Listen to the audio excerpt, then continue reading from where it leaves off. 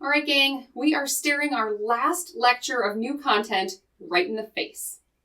We ended last time talking about how we make inferences about how big things are and how far away things are.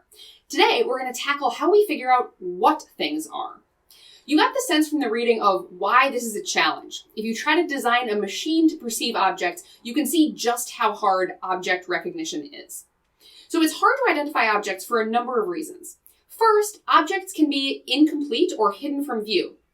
There's also the challenge of the inverse projection problem. The fact that the same proximal stimulus can be generated by lots of different kinds of objects. Finally, things look really different depending on the angle that you view them from. So one of the challenges of visual perception is trying to figure out what things are given this ambiguous and incomplete input. So let's start with an example. Let's say you're looking for your needle nose pliers. You've got a complex visual scene to deal with. The handles blend together, things overlap, it's hard to tell what is what. So the task that we are faced with is trying to organize what we're seeing here, this big jumbled mess of input, into some kind of meaningful unit. That's a wrench, that's a needle nose plier, that's a hammer, etc. This kind of perceptual organization is conceptually a lot like auditory scene analysis. What goes with what things hang together, what kind of meaningful object is generating these patterns of action potentials that we're getting. So for example, this Necker cube can be perceptually organized as being either in this orientation or in this orientation. So the face-vase illusion, similarly, can also be perceptually organized in multiple ways as faces or vases, right? Now, of course, we're not conscious of trying to perceptually organize objects, but we do it all the time. So we see some particular object and we seek out the way that makes the most sense for it to be perceptually organized. If we find that we have difficulty perceptually organizing, or that we realize there are multiple ways we can perceptually organize, that gives us clues about the techniques we're using and the shortcuts or heuristics that we're applying to try to organize these stimuli. So lots of optical illusions reveal things about how we try and sometimes fail to perceptually organize complex visual input. So a few years ago, this photograph made the rounds on the internet, and everyone was baffled and delighted and frustrated, trying to figure out whose legs belong to who.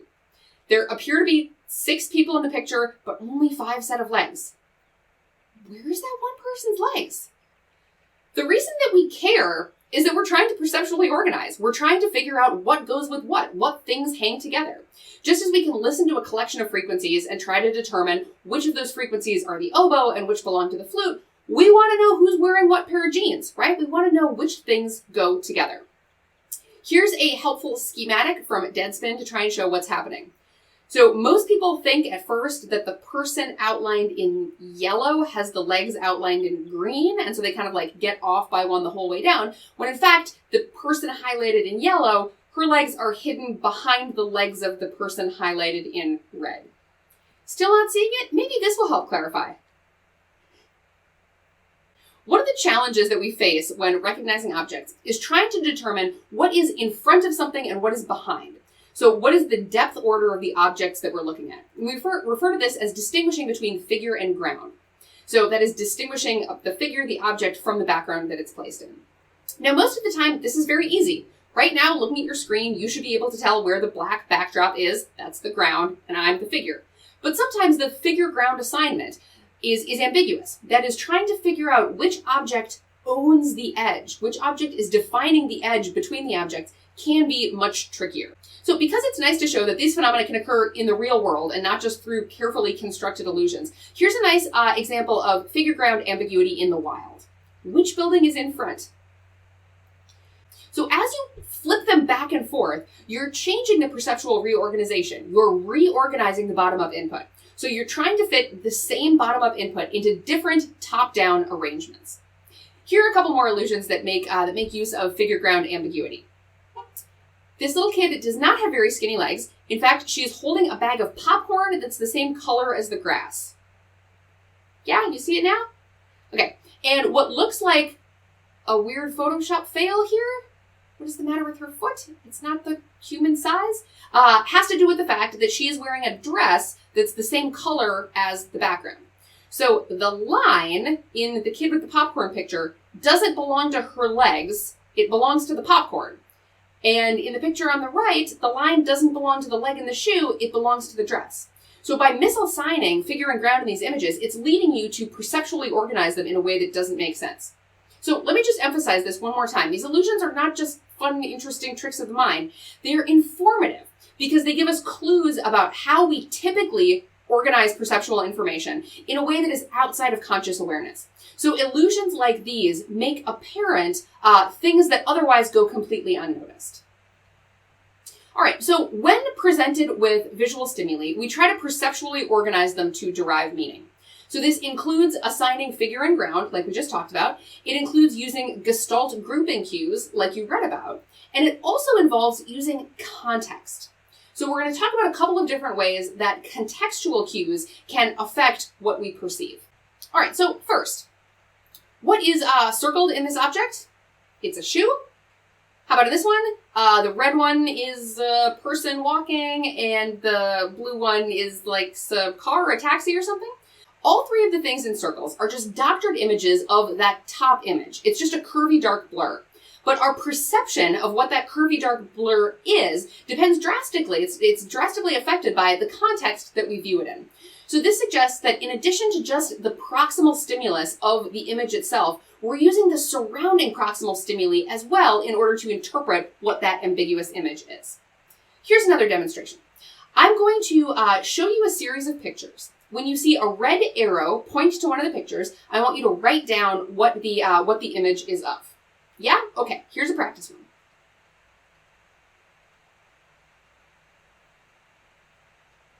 So you would write down book. Okay, now I'm going to split you into groups. If your last name starts with A through L, you are group 1. Last names of M through Z, you are group 2. Group 2, I want you to close your eyes for just a moment. I'll tell you when you can open them again. Group 1, we're going to do the exercise that you just did again. Here we go.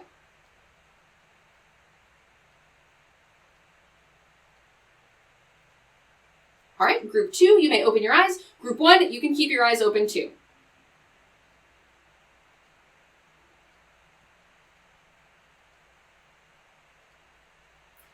All right. So chances are, if you were in group 1, you wrote down something like man or head or face.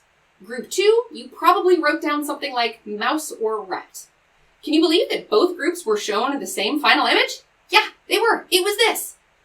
So this is an ambiguous bistable visual illusion that can either be interpreted as a mouse, right? Like the long thing at the bottom is his pointy tail and the two circles in the middle are his ears.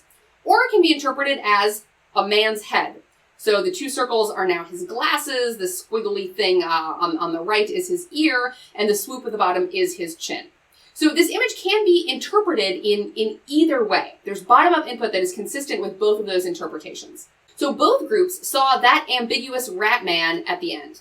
Group 1 was primed with a series of faces before seeing the rat man, and Group 2 was primed with a series of animals before seeing the rat man. Now, when we do this in controlled lab settings, participants are likely to use that context and interpret the ambiguous input in a way that is consistent with their expectations. So the face group is more likely to describe it as a man, the animal group is more likely to describe it as a rat.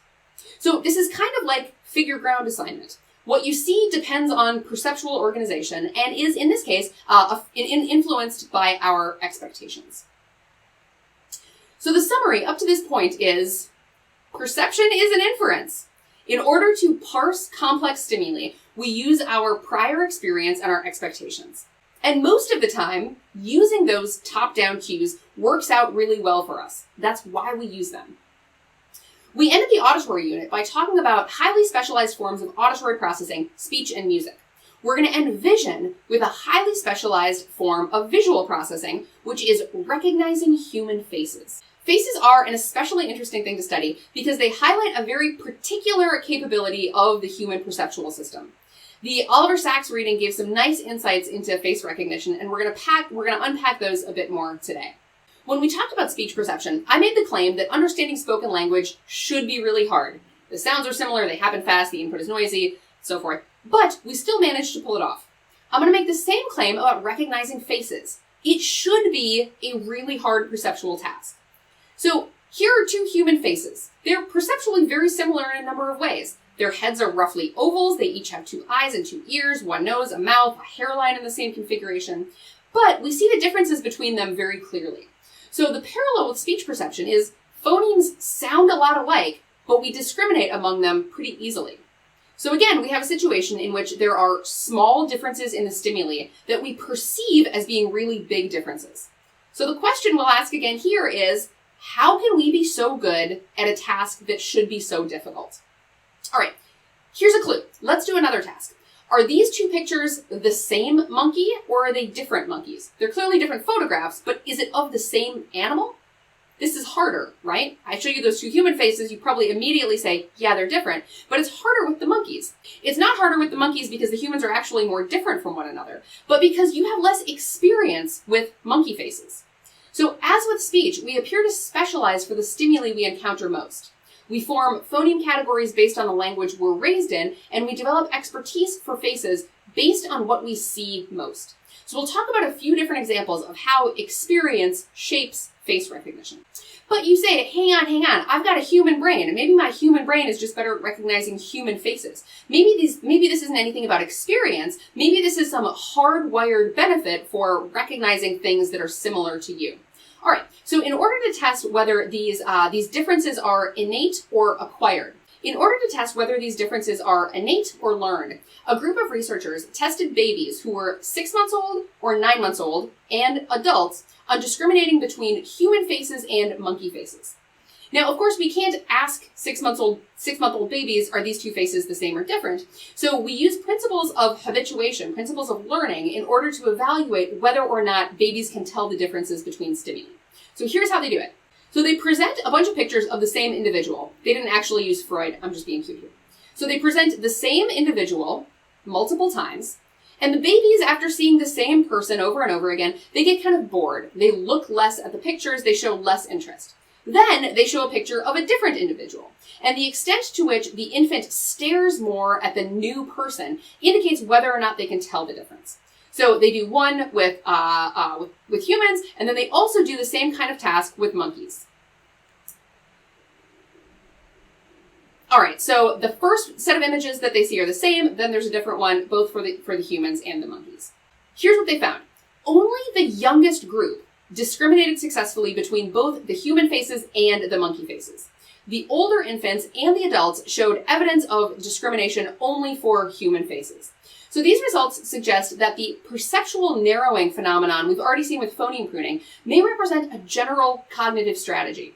This suggests that infants come out equipped to make many more perceptual distinctions than adults have, right? They are super babies. They can do anything. But over the course of infancy, they are specializing for the perceptual processes that they use most. So we specialize for the perception of human faces because that's what we experience most. Here's another example of how experience shapes perception. Who's this guy? It's Barack Obama. Let's flip him upside down to see him better. What? What is happening? So Obama on the right has his eyes and his mouth on upside down. Now, normally people don't notice that when he's upside down, but when he's right side up, it's glaringly obvious. So the fact that we don't notice differences in features when they're upside down tells us something about face processing. Upside down faces are processed less like faces than right side up faces. So we specialize for human faces, and we specialize for human faces in the orientation that we most commonly experience them in. But wait, there's more.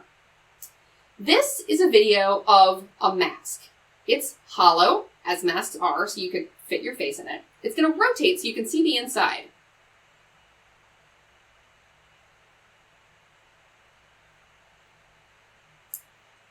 Now, most people report not actually seeing a hollow mask.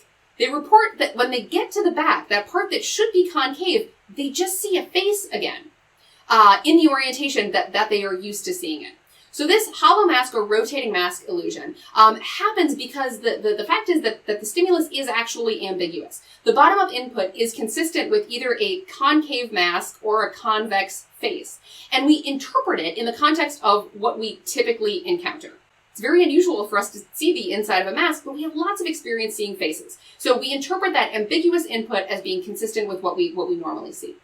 Now, there's nothing particularly special about this mask. You can set this up with an actual real mask in your own home too.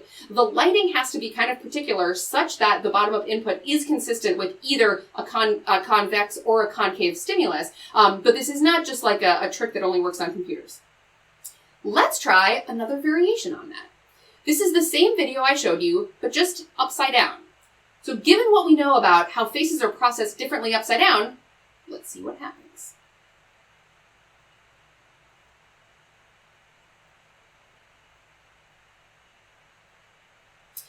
Typically, the effect of the hollow mask turning into a real face is less strong when it's upside down. You may still experience it, but if you do this with lots of participants, fewer people interpret it as a face when it's upside down. So the key idea here is that we're specializing for perceiving stimuli in the context that is most consistent with our experience. Experience shapes perception. So the story so far is that we specialize for the species we see most, in the convex form we see most, in the orientation we see most. To add one more angle, we also specialize for the types of faces that we see most. So in America and many other countries, the types of faces we most commonly encounter in our daily lives are the faces of people who are similar to us in a lot of ways, specifically the faces of people who share the same race as us. And strikingly, that experience also affects how we perceive other faces.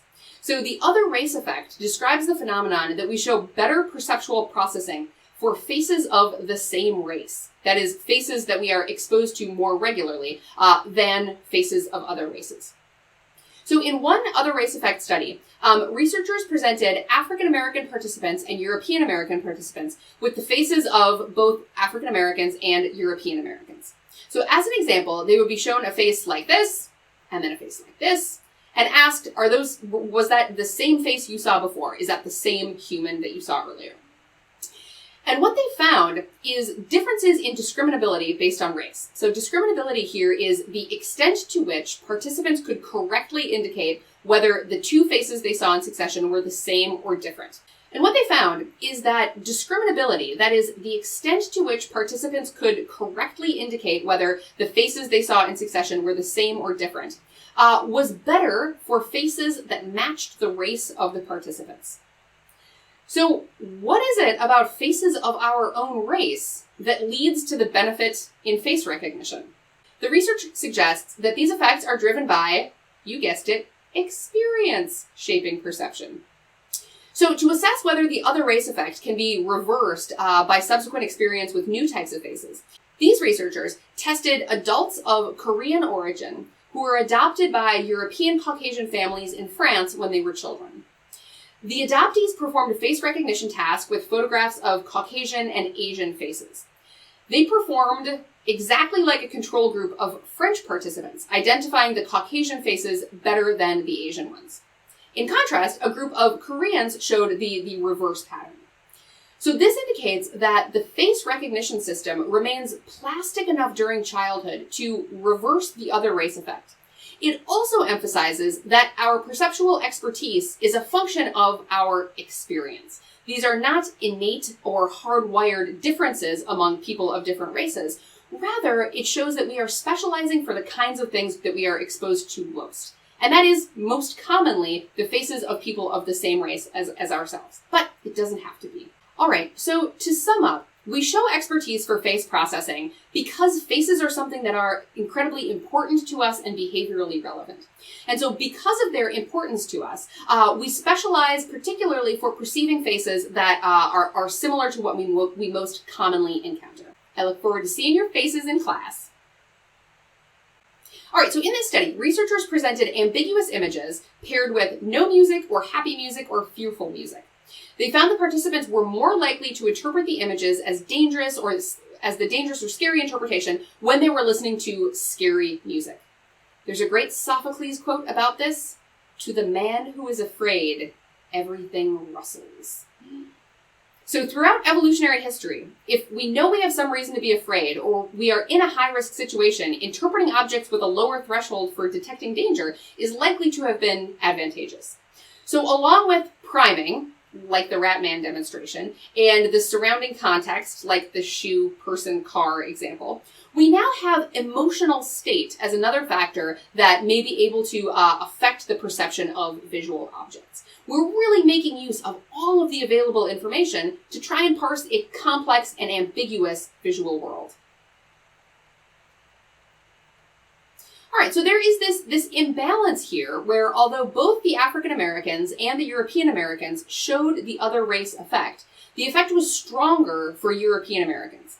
That is, African Americans were less impaired at processing European American faces than vice versa. So the researchers speculated that this may be because European Americans are, in America, the majority culture, and so have greater representation in media and so forth. So African Americans may have had more exposure interacting with European American faces than European Americans have had interacting with African American faces. So this is yet more evidence that experience and exposure and representation have the ability to strongly affect how we perceive the world. All right, the last thing that I want to talk about with face recognition has to do with walking in our own perceptual worlds. So you read about the cases of prosopagnosia and super recognizers, and it seems striking that someone could go for a long time in their life before they realize that they are viewing faces so differently than other people. But as we have been talking about all term, because we are each walking in our own perceptual worlds, and it is so hard to know what it's like for other people to experience, it actually can be very difficult to know if you are experiencing some perceptual phenomena differently than others, right? How good are you at recognizing faces? How do you know? How do you disentangle that skill from your memory, your interest in meeting people, social skills, etc.? I had a really striking experience a few years ago that made me very interested in these individual differences in face perception. And it came from watching this show called Orphan Black. So in Orphan Black, no spoilers, you figured this out right in like the first episode, there are all of these different characters. And every time a new character was introduced, it was like this big dramatic reveal with emotional music. And I didn't quite understand what was going on. And my husband was walking through the room and he was like, "How's your show?" And I was like, "I don't quite get it." And I, explained the premise, and he sat down to watch with me for a little bit. And he was like, "Well, you get that they're clones, right?" And I was like, yeah, I understand. They're all supposed to be like clones. And he's like, "And you get that they're like played by the same actress." And I was like, "What? That's not the same actress." And he's like, "Yeah, it's one actress. She's just playing different characters." And I was like, no, because that one has glasses and that one has bangs. It can't possibly be the same actress. And I realized through that conversation and then lots of subsequent other conversations about face recognition that I see faces very differently than other people. If people change their hair, if they change their glasses, if they even do their eyebrows differently, I sometimes can't recognize them. And I didn't figure that out until I was in my 30s. Honestly, I believe that that's the same actress, but I cannot see it. There's no way I could identify that. So I'm really interested to hear about your individual differences in face recognition as well, because this is one of those situations where I think it's very likely that in addition to super recognizers and people who have face blindness or prosopagnosia, there's probably a range of individual differences that fall on a continuum in between, but these differences are really hard to identify. All right, gang, it is time to face the sad truth that this is the end of new content for this term. Oh. But wait, we still have another class. Next time, we'll review and do some big conclusions and draw some connections across all of the senses that we've talked about so far. See you then.